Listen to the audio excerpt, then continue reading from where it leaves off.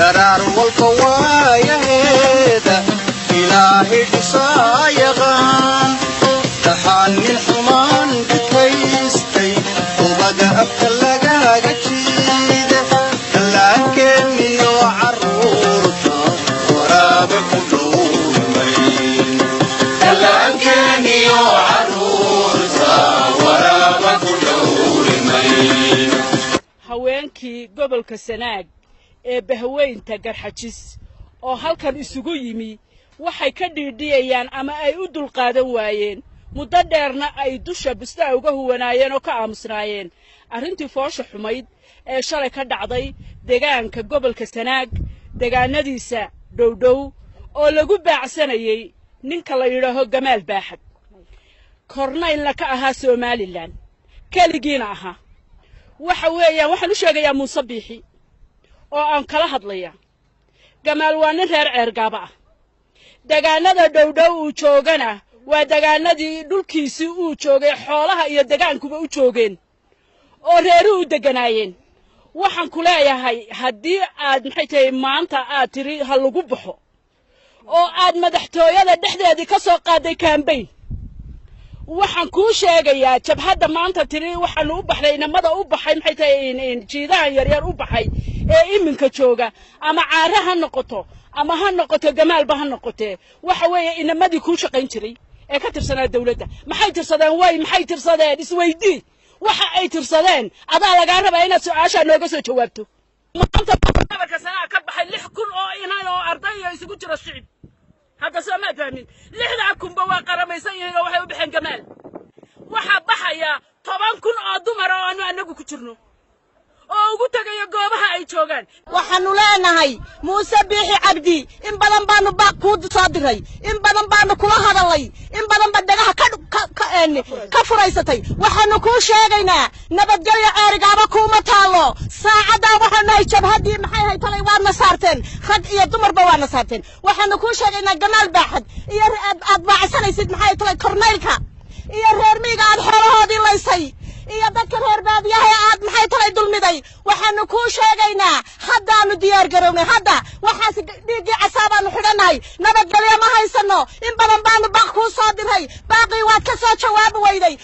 adaa og hadaad ka jawaabaysi hadii kale Muuse wadaanu ku sheegaynaa rag baa ku amra madaxweyne saacada kuma haysano in badan baanu ku niri baaqa naga hoo maxay talay rag cadaalad darada ka tagay wax ka qabo rag cadaalad darada tagay wax ka qabo waxba waa ka qaban weyday waxaanu ku sheegaynaa Muuse Biixi Cabdi saacadan gobol Sanaag hadii lagu nabadgelyo taala kuma tale nabadgelyo saacadan nabadgelyo aad ugu soo hagaagtaa ma jirto mana taalo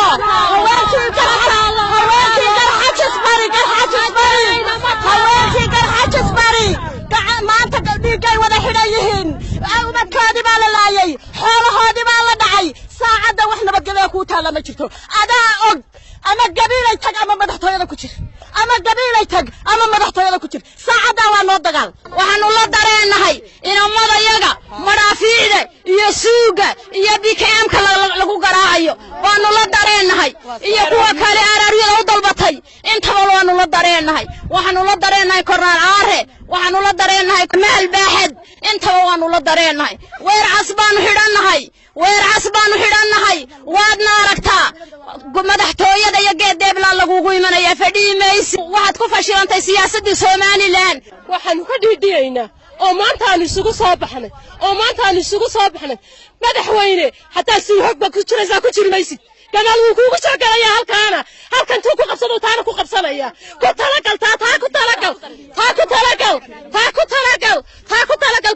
Gamaal ka harimaya taa ku talagal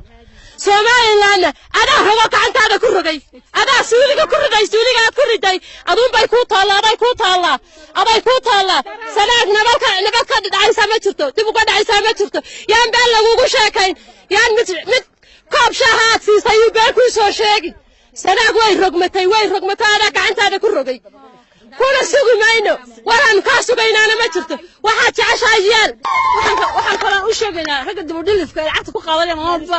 ilaa shaqayaasha ee maamulba leeyahay waxaan jiray nabadba ka jirto gobolka Sanaag gobolka shalay hal dheerga maanta hal waxaan leeyahay ma jirtee gobolka Sanaag waxaan qaadanay marada cas dagaal baan diyaar u nahay jabhadaasaan raacayna nahay wixii islaama oo shahaadanaya oo diinta nabi maxamed calayhi salaatu wasalaam sheeganaya waxaanu baaq ugu diraynaa diintii lagu dhistay Somaliland in hagbad lagu galay dolaha baarlamaanka iyo Muuse Bixi iyo dooni qaatayaasha iyo maxay tahay daba dhalifyada maxay tahay gobolada u kala diintiiba hagbad lagu galay maxaa Muuse wax lagaaga sheegaya maxaa lagaaga cabanaya waxa lagaaga cabanaya gobolkan hukuumada yaalo maamulka hukuumada yaalo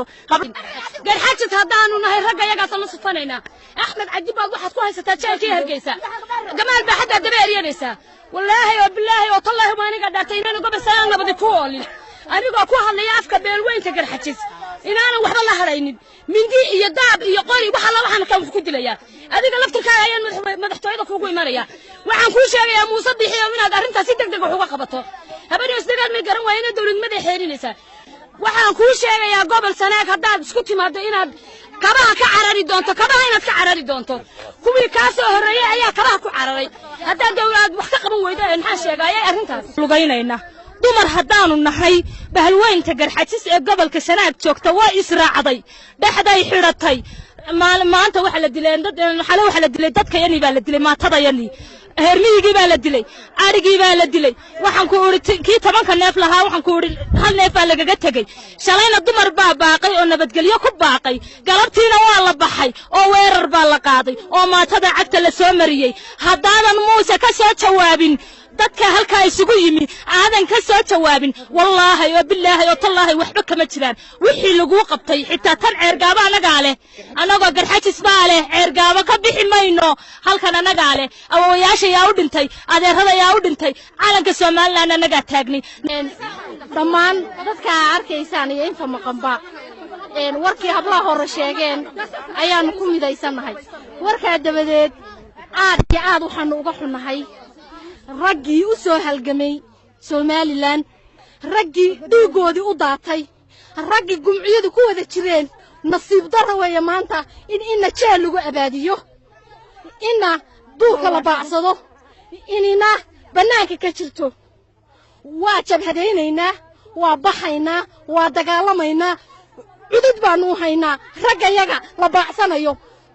balana waxaanu ku qaadaynaa inaanu hiil iyo hoo iyo muruq iyo maalba hadaanu haweenahay aanu la barbartaaganahay wassalaamu calaykum wuxuu dilay ma jiro waxa laala iyo cid uu kala tagay ma jiro Gamaal waa la iska baacsaday hubba maxay hayday afarta koone lagala wareegay Gamaal waxa loo haysto oo lagu dilayaa waa dalkiisa iyo maxay hayday waxa laala wuxuu geystay ma jirto Gamaal ma jirto joogan